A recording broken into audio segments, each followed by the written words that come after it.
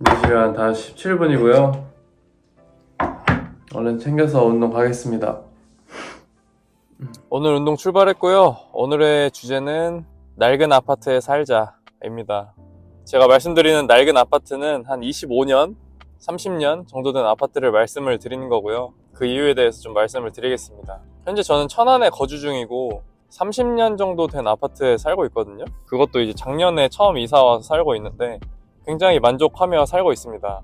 물론 그 전에 제가 원룸에 한 10년 동안 살고 있어가지고 그래서 만족한 거일 수도 있지만 애초에 저는 모르겠어요. 그냥 만족의 정도가 좀 낮아가지고 뭐 신축이 아니어도 되고 굳이 넓은 평형의 아파트가 아니어도 되고 그런데 30년 된 아파트 살면서 이런 아파트는 이런 장점이 있다.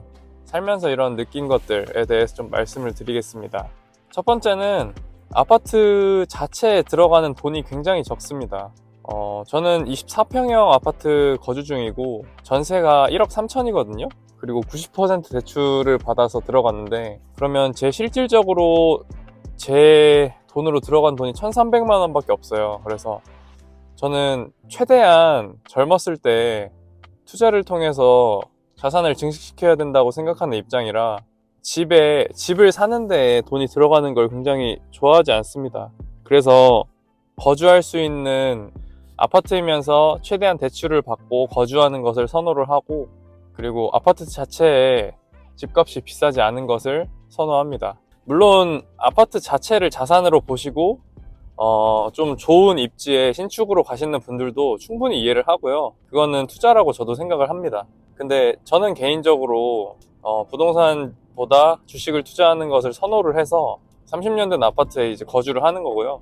거주를 하면서도 굉장히 만족을 하고 있습니다. 지역에 따라 좀 시세는 좀 다르겠지만 일단 지방 쪽은 거의 30년대고 20평대, 25평형 정도 되는 아파트는 보통은 2억 하지는 않을 걸로 생각이 들거든요. 경기도 쪽이 아닌 이상. 그래서 내 돈이 많이 들어가지 않는 선에서 주거를 할 수 있다는 점이 가장 큰 장점입니다. 두 번째는 아파트를 좀 함부로 살 수 있습니다. 뭐 벽지가 살짝 뜯어진다든지 장판이 살짝 뜯어진다든지 그런 것들은 이미 이제 제가 이사 올 때 그런 부분들이 좀 있었거든요. 그러니까 뭐 장판이 조금 어디 상처가 났다든지 그런 부분이 굉장히 많아서 제가 뭐 장판을 조금 이제 어디 눌린다든지 벽지가 살짝 뜯어진다든지 그런 것들에 대해서 신경을 쓸 필요가 없다는 게 저는 너무 편하고 좋습니다. 보통 이제 좀 연식이 있는 아파트들의 경우에는 집주인분들도 장판이나 또는 벽지 이런 것들을 좀 싼 마이로 많이들 하시고 그리고 집을 옮길 때 그런 상처가 다소 있는 것도 좀 서로 이해를 하기 때문에 그런 거에 대해서 크게 막 생각할 필요가 없는 것도 장점입니다. 세 번째는 생각보다 깔끔합니다. 연식이 좀 된 아파트들은 보통 리모델링을 필수적으로 하거든요. 사람들이 보통 집에 잘 들어오지 않기 때문에 전세로 집주인분들이 리모델링을 보통 뭐 화장실부터 그냥 방에 인테리어까지 가장 싸게 흰색으로 그냥 깔끔하게 해놓는데 저는 그러한 것들이 굉장히 좋습니다. 저는 아파트 구석구석 뭐 꾸며진 그런 것들 굉장히 안 좋아하고요. 흰색 올 화이트 톤으로 벽지 깔끔하게 있고 그냥 정말 필요한 것들만 있고 한 것들을 좋아하는데 연식이 있는 아파트들은 리모델링 할 때 보통은 그런 식으로 인테리어를 합니다. 가장 싸니까. 그래서 저는 그게 가장 마음에 들어요. 집을 함부로 할 수 있다는 거 진짜 큰 장점인 것 같습니다. 제가 중고차를 좋아하는 이유도 이 차는 어디 긁혀도 저는 별로 신경 쓰지 않거든요. 굉장히 자유롭습니다. 어디 긁혀도 자유롭고 고양이가 뭐 앞에 보닛 올라가서 뭐 핥힌다고 해도 저는 큰 신경을 쓰지 않는데 하여튼 그런 자유로움이 주는 데서 저는 큰 메리트를 느껴가지고 현재 30년 된 아파트에 살고 있고요.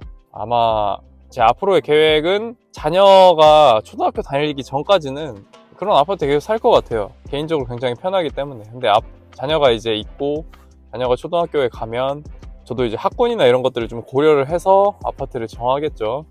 헬스장 도착했고요. 운동해보러 가겠습니다.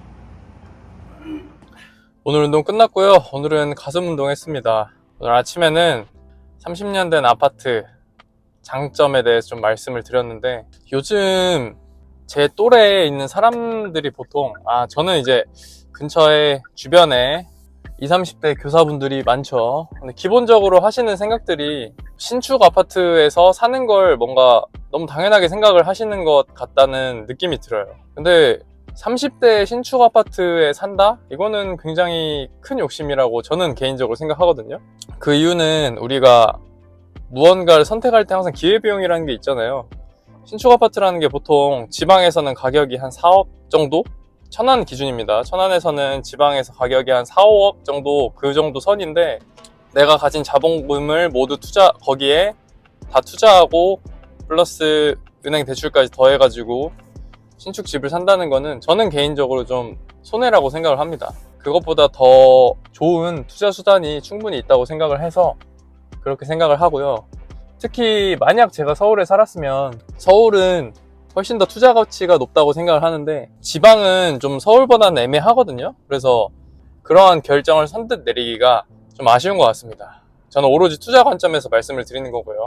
집을 사시는 분들께서 가치관이 그래도 내 집이 있어야 되고 가정이 안정적으로 살 수 있는 그런 자가를 구입한다는 측면에서 구입을 하신다면 그건 너무나 잘한 선택이지만, 저는 자본 증식의 관점에서는 지방에 있는 신축 아파트에 모든 돈을 투자하는 거는 좀 아쉬운 선택이지 않나 라고 생각을 해서 그렇게 말씀을 드렸습니다.